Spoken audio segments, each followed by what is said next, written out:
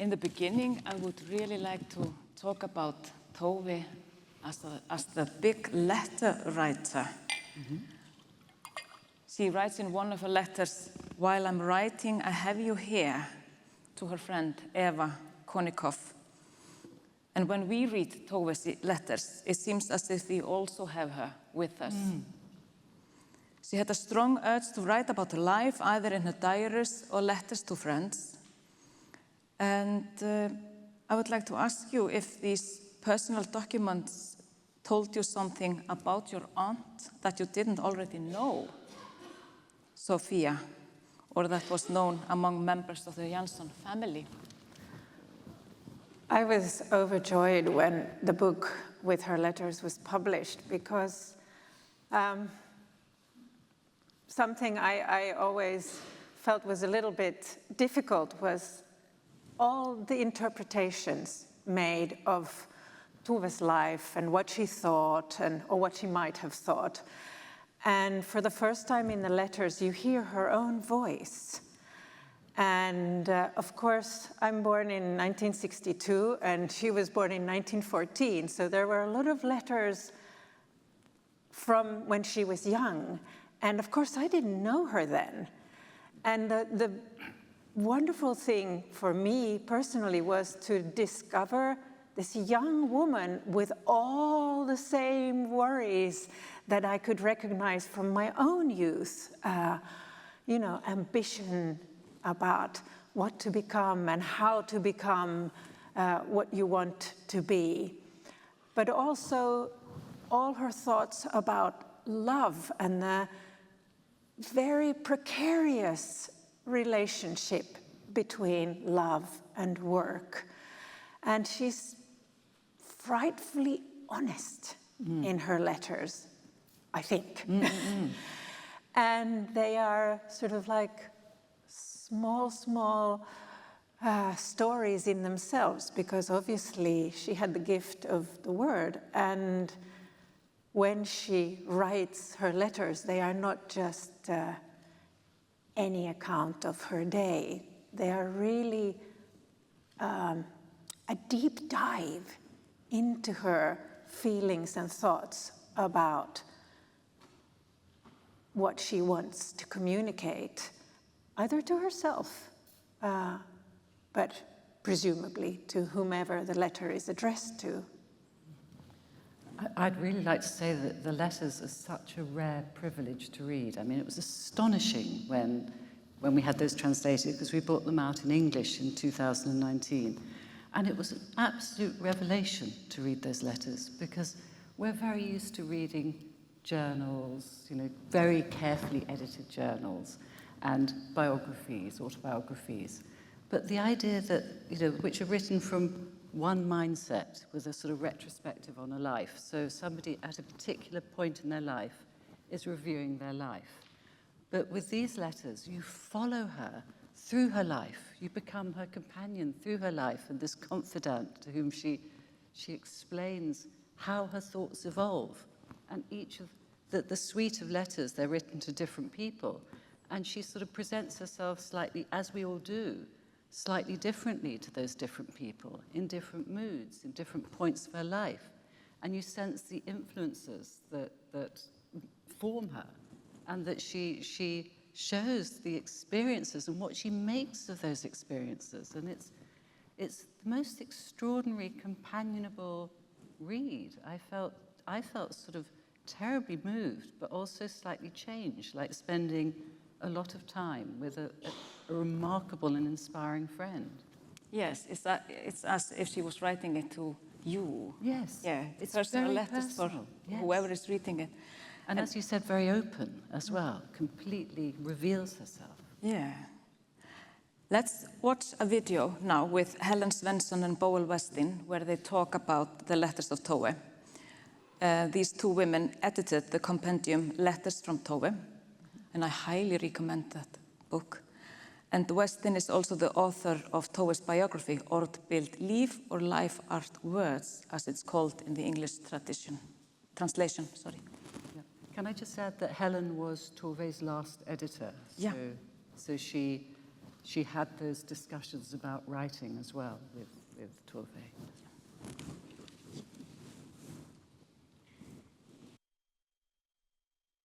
Ett namn som är ofta återkommande är Eva Konikoff. Vem var hon? Hon var en vän till Tove. De blev vänner väl på 30-talet redan. Och stod varandra väldigt nära. Och hon var fotograf. Hon var 7-8 år äldre än Tove. Jag tror Tove såg upp till henne rätt mycket. Det gjorde hon. Och sen flyttade hon, eller ja, hon for till USA precis innan kriget. 41, ja. Och sen skrev Tove då väldigt många brev. Alltså de utväxlade brev. Och Toves brev är väldigt långa många gånger. Flera. De kunde vara 15-16 sidor långa.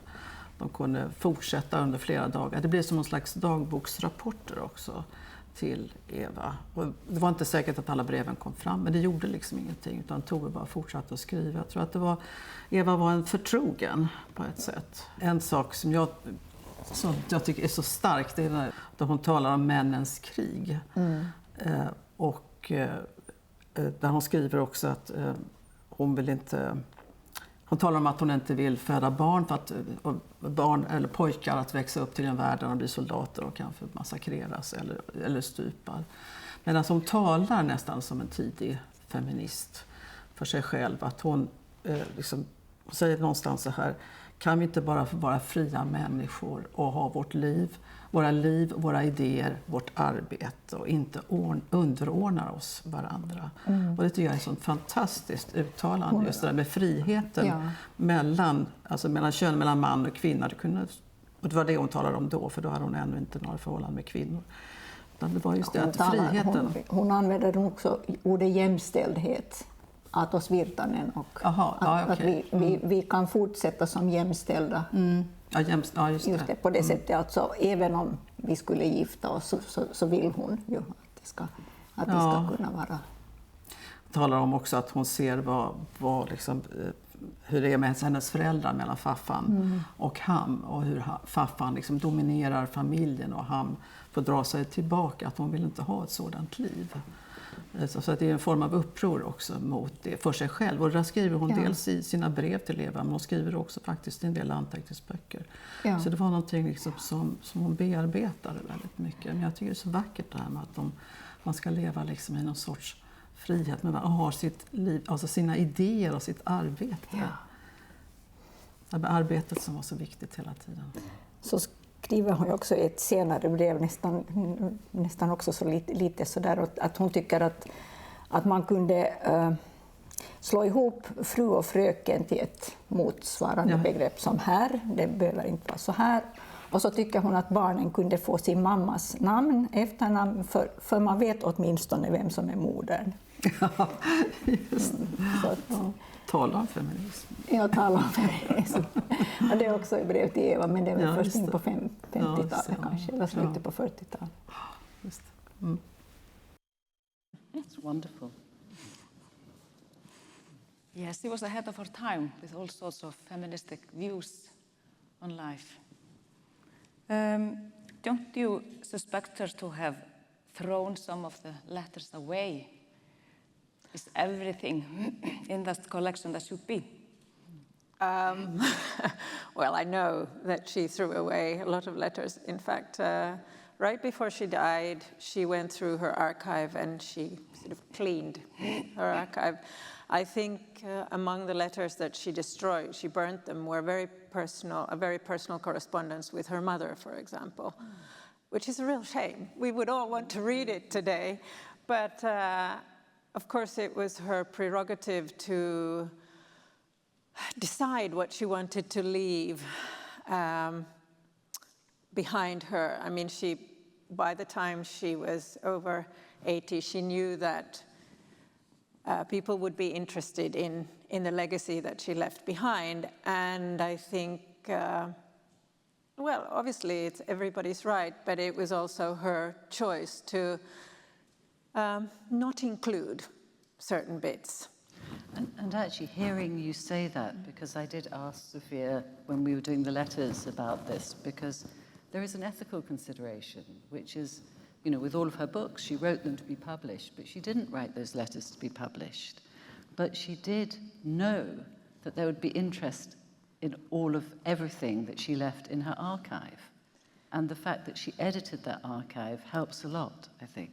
Yeah, I mean, I think, well, this takes this into a slightly different direction, but I mean, Tove was a master of composition. You see it in her paintings, you see it in her illustrations, you see it in her short stories, how she composes things.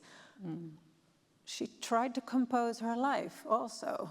And I think especially when it comes to what she left behind, it wasn't haphazard.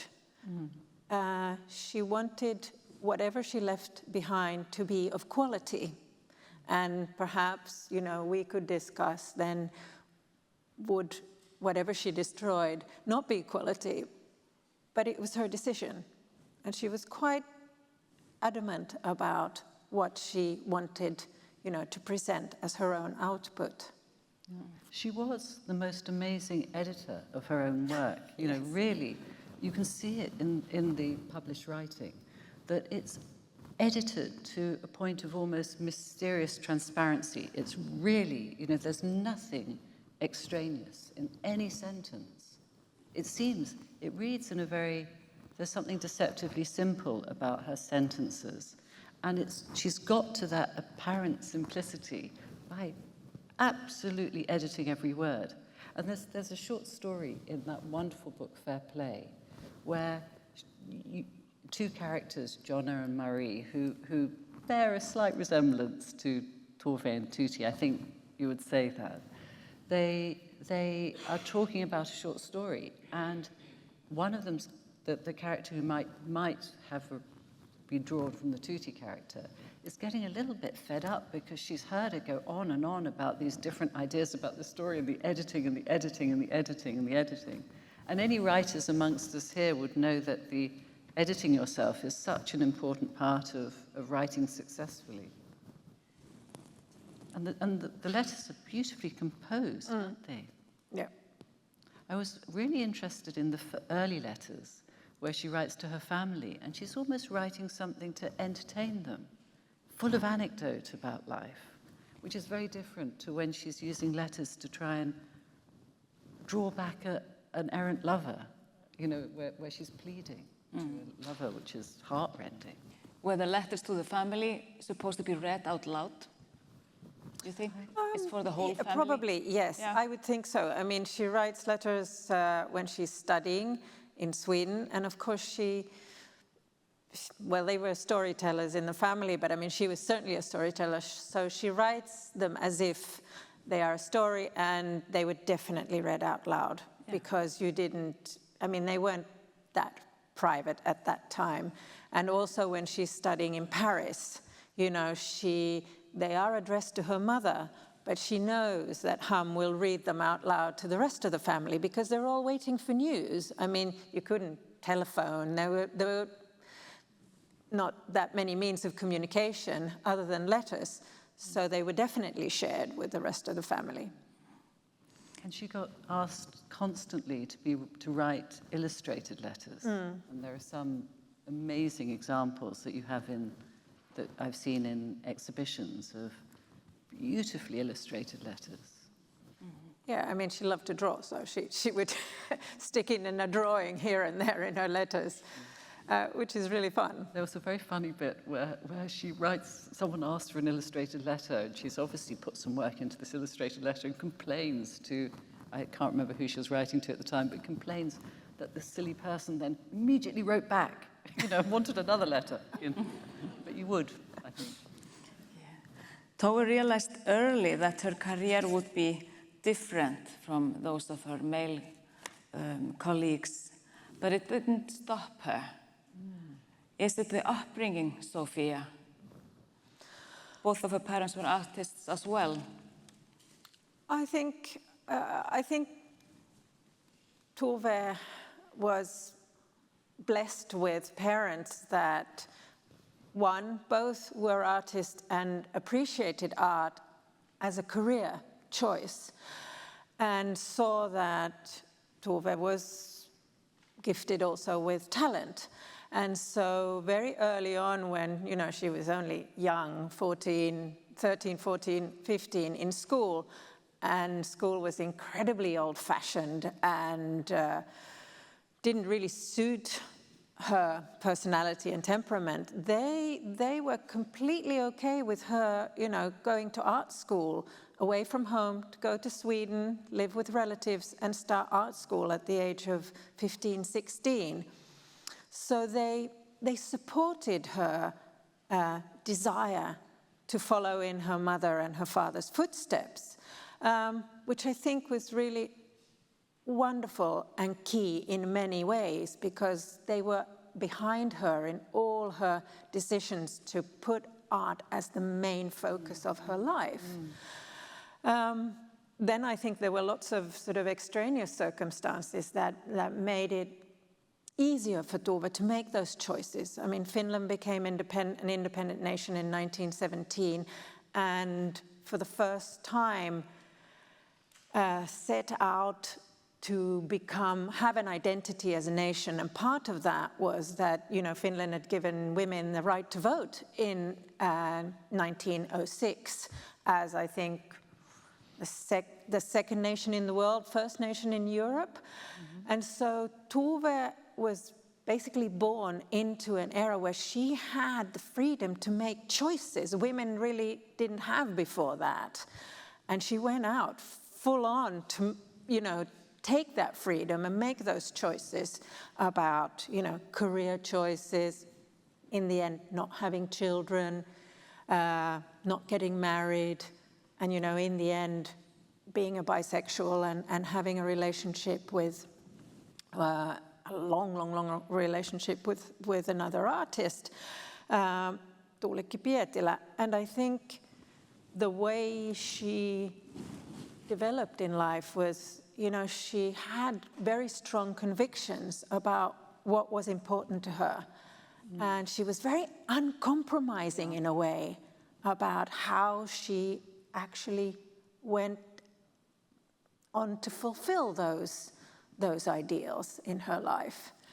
But it was possible in that new nation, basically, that gave you the freedom and had this incredible desire to create an identity. And sort of Tove went parallel with that and created this identity for herself. But she was very brave as well. She was incredibly brave, yes. I think uncompromising absolutely sums it up, that if she knew it was the right thing for her to do, or the moral thing to do, or the, that important thing to protect her personal artistic freedom and others, she would do it. Yeah, absolutely. I mean, she does seem to be someone whose whole life is compelled by these aesthetic and creative urges, and prolific with it, just... Yeah, I mean, I think Tove was your typical artist who had this sort of inner driver, like sort of a machine inside her head and her heart and her whole being that needed to produce things about what was going on in her head and going on in her heart. And it came out in beautiful, like we heard, song texts, books, illustrations, paintings, and, just letters, but a number of other things as well. I mean, she did things people really rarely know about. I mean, she did window dressing for different department stores, beautiful sort of sketches of how she did window dressing. And then, Costumes? Costumes for theatre, theatre sets, but constantly sort of everything that she had going on inside her came out in some form. And, obviously dancing was mentioned, but I mean, certainly at the parties, I mean, she would get up and dance. And that was another form of expression that she felt at ease with, basically. I'm wondering about her place in Nordic art world. She was successful and was a part of the Finnish art scene, but didn't have all the time she wanted to paint when the Moomin books got successful. There is no doubt about it that her paintings were brilliant, though. I got to see some of them at your company, Moomin Characters, and at this beautiful exhibition in Atheneum in 2014. Can you elaborate on Tove's position in the context of Finnish or Nordic art history? Well, she set out, to study, to become have a degree, but to excel in fine art and become a painter. And this was her great ambition. Her father was a sculptor, and he was essentially the artist in the family with capital letters, and everybody else sort of skirted around him. And she didn't really want to get into his art form, 3D sculpting. She knew very early that it was painting she wanted to pursue. But while training to become a painter, she had to support herself. So she did what her mother did. She started drawing for different magazines and making, packaging and whatever you could earn money on, posters and so on. So she got this incredible, developed these techniques to become very good at the art forms that she then pursued. But she wanted to be recognized as a painter, and that was a real struggle. I mean, still when she was, she was exhibiting already in the late 30s with other artists, and then in the 40s she had solo exhibitions. She was getting recognition and people liked her paintings, but she was still struggling to get stipends, because they all went to the recognized male artists, a lot of them, and it was quite difficult. I think she was out of step a little with the fashions of art. She was out of step, yes. I mean, because Tove was very much the storyteller, her paintings were also often, stories. You could sort of write a story around any of her paintings. But already quite early, her contemporaries went into abstract painting, to art forms that were a little bit less familiar to her. And once she became famous as an author, a lot of her contemporary painters and her colleagues said, well, you shouldn't be painting and taking, the stipends away from us, because you can already support yourself being an author. And that must have felt very bad, because obviously her dream was to become the big painter. And then in fact she goes back to painting in the 60s when she's tired with the Moomins, and everything that happens around the Moomins and the comic strips. And she has a really active period in the 60s when she tries to paint abstract paintings. And in fact, I like those paintings a lot these days. She maybe wasn't always so happy with them, but she was actually quite prolific in the 60s and painted many abstract paintings. And then the final period when she's really active as a painter is in 1975. In Paris. In Paris. Her partner, Tuulikki Pietilä, gets a grant to spend 6 months in Cité des Arts in France and do graphic art prints. And Tove thought she would write while they were in Paris. But the words didn't come to her. She couldn't write.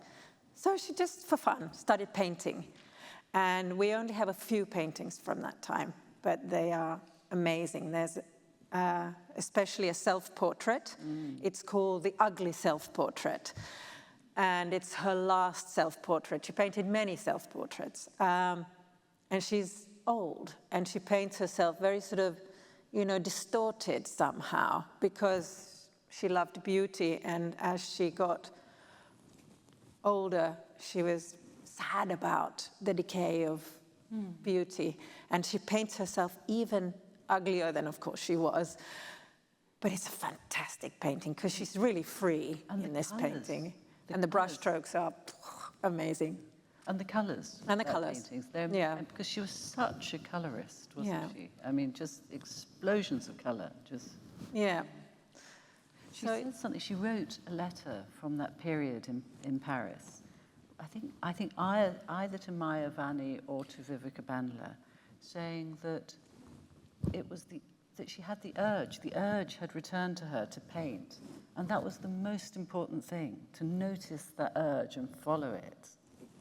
Yeah, she said she was very happy during that period. Natania, you told me yesterday that when you saw the first book about the Moomins, you already knew the illustrations because you had seen the mugs. Yes. Yes. A Swedish friend had given us mugs. Yeah. Became cherished mugs. You hadn't read the books. No, we were very disadvantaged in that way. Yeah. I think we have this theory that people who read the Moomins at a young age are sort of somehow superior beings. And I think the room will agree. Tove got all sorts of offers. People wanted to use the illustrations for all sorts of things. And she did her best to resist commercial pressure, but as the Moomins got more popular, it got more complicated. How is it, Sophia, to protect? Is it difficult to protect the image of the inhabitants of Moomin Valley? I would have to say, yes, it's very difficult, but it's also fun. And I think, Tove already, because she was so multi-talented, and as I mentioned, she was asked to do all sorts of commercial art alongside her writing and her painting. She was familiar with the fact that there were commercial demands on her books at a very early age, So in 1957, earlier, I think, in 1947? I'm not quite sure. No, 57 it must be. Sorry, I'm getting my decades confused. There was a huge sort of commercial event in the biggest department store in Helsinki, in Stockmans, and also in Stockholm at NK. And she was asked to, produce pictures for, products. And of course, this was a completely new thing. And in the beginning, I think she thought it was fun. But anybody who knows anything about being famous knows that eventually that fame can eat you up. And that's what happened with Tove. She got just too many people making demands on her time, wanting either to meet her or her to do things or to speak somewhere or, any number of demands.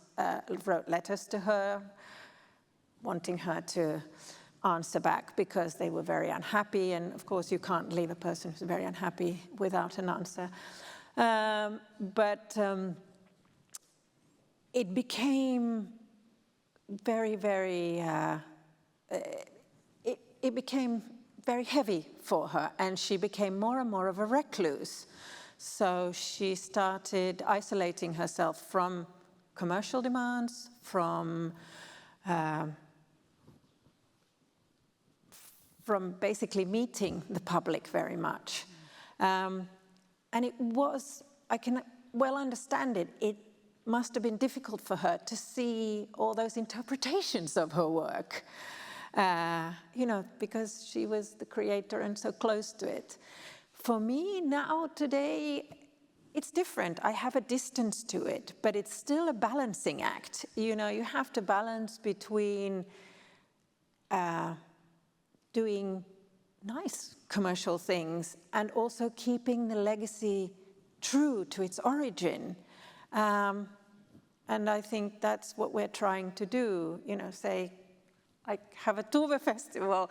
It's nice because you can, you can have this moment of talking about her as an artist that doesn't involve, selling anything, but without selling the things, like the mugs, for example. You don't necessarily get the people to come to an event like this because they discover the Moomins through products very often, or television series, or whatever else it might be. And I mean, I think your example is perfect. I mean, you had been given this mug by a friend, and that's the first time you were away. Stumble on the Moomins. So it's all connected. Yes, but Sophia, the songs we've just been hearing, some of them have been reset to music. Yes. So beautiful. And that task of making sure that whatever is produced is in keeping with what you understand of the vision of Tove that's a very creative and difficult thing, but I think it's really worthwhile. Well, above all, it's fun. And I think something that, I've been listening a little bit to the talks today, and a lot of things have been mentioned that, Moomins were scary and a lot of sadness and everything. One thing I don't know if has been mentioned, Tove had a fantastic sense of humor, and she was very funny. And I think that part of keeping her legacy alive is to also bring out the joy and the happiness in everything that she produced, and the fun and the humor and the twinkle in her eye. I think it's obvious that she's funny. Yeah. I mean, in Traveling Light, there's a man called Josephson that lives in Peaceful Haven, a noisy place full of tiresome old gentlemen who want to talk. And I find this extremely funny. And this is peaceful heaven, with tiresome old gentlemen who want to talk. There's nothing peaceful about this. So I was going to ask you if your aunt was funny in real life, but obviously she was. She was very funny. Well, listen to that party song. That was a hoot. Yeah. And what I always find remarkable is that there were between the first Moomin book and the last one, there were 25 years. Yeah. So it's a long time. And her last book is published when she's already in her 80s. It's such a long and fruitful career. What do you think fueled her? Oh, I think, the whiskey and sardines? Whiskey and, yes, cigarettes, about 60 a day, and a little bit of vodka in the morning. But I think, I think she was born with this incredible need to express herself all the time. And she used it in the best possible way.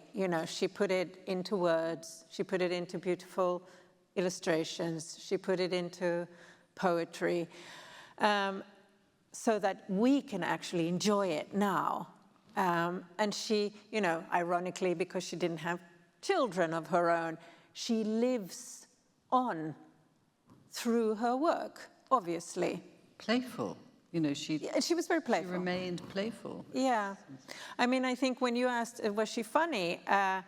She was definitely funny, but she had that wonderful skill of being able to laugh at herself.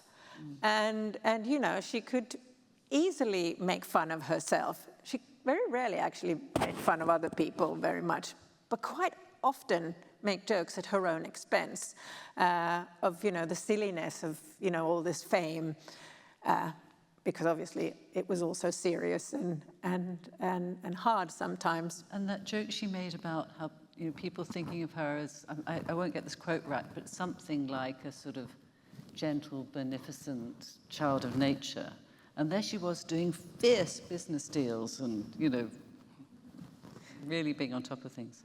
But can I just also add that what comes across in this extraordinary output was this very high standard that she maintained for everything. She never sort of undersold with anything. She never just churned out stuff or gave second best. So whatever it was, she really tried to do the best she could in that format, which is remarkable, really. Yeah, I do think she was extremely concerned about whatever she, wanted to be the final result of, a text or an illustration. She wanted to be happy with it, so she did many rewrites and many versions of an illustration to make sure that, it would fit perfectly according to what she she wanted it to be.